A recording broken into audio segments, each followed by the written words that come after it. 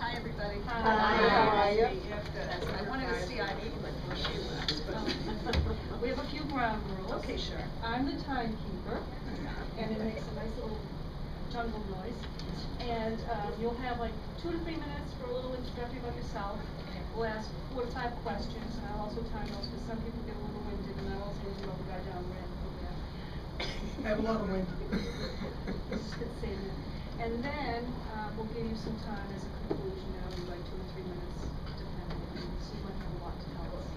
Best thing to do is take it up. All right. Has anybody used it? Yes, this one. Okay, great. So you go ahead and talk about yourself. Okay, 2 or 3 minutes. So I'm Debbie Silberstein. I'm a mother of 3. Lived in Andover for close to 30 years. I am a lawyer. I grew up in New York.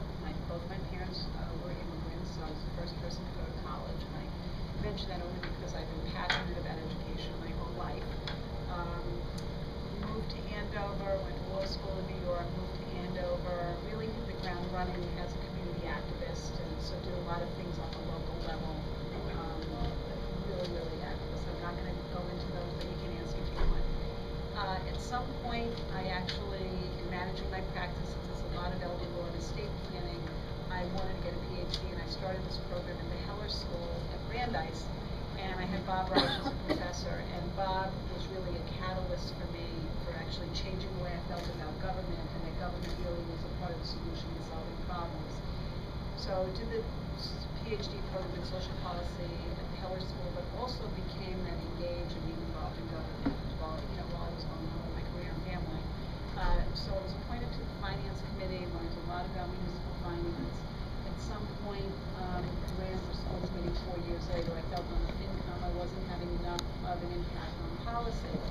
And I will tell some of you will appreciate this more than others, but I was actually nervous about running for office the first time for the school board. And I called Sue Tucker, and she said to me, Deb, she said, if you were, she says, you're a respected lawyer, you've been a community activist, everybody knows you're being involved in education, and you've been on FinCom.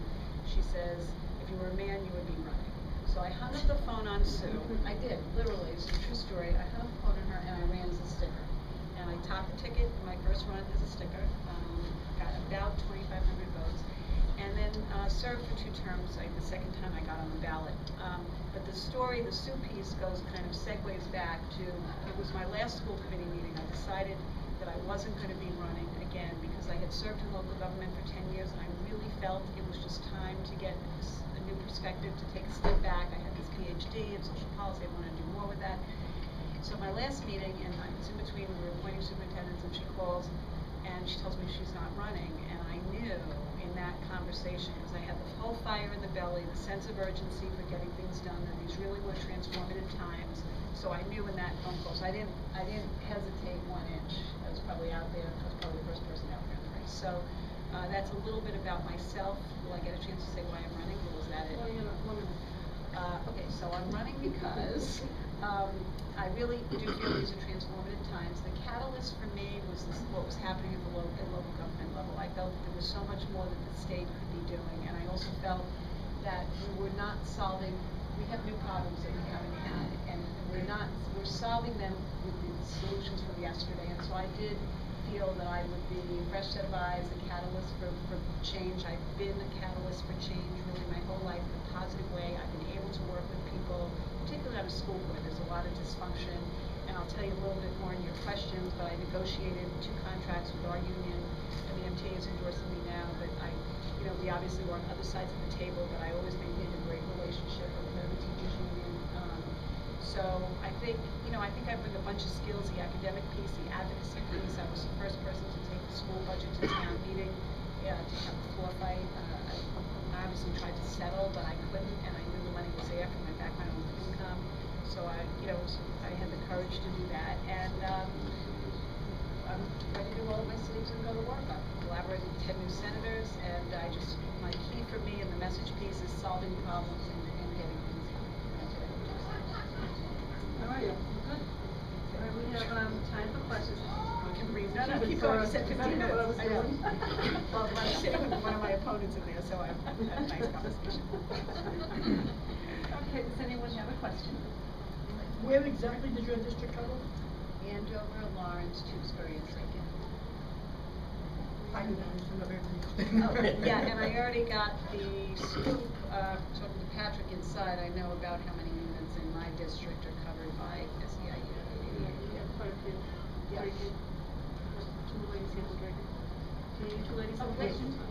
Great, all right, I love, I have to tell you, I love Reagan, I was in the library with liaison on Friday. Yeah, the new one, yeah. And then 3 times 1 on the week, right? Is she? And I was like, She's tough. Clee's tough. Oh. Where exactly from New York were your parents from?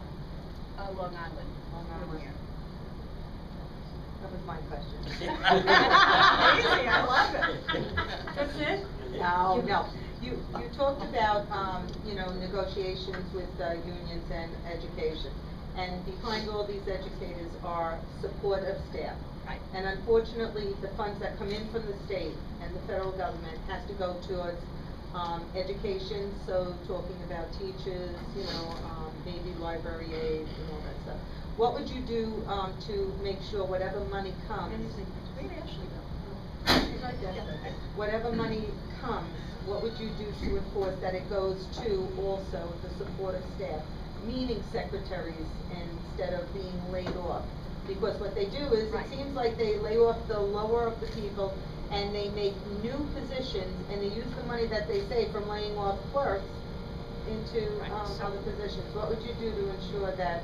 At the local level, I did, because I didn't just negotiate with teachers, the AEA was, represented the independents and the secretaries and the other units, and you could talk to them, I was always very supportive of them.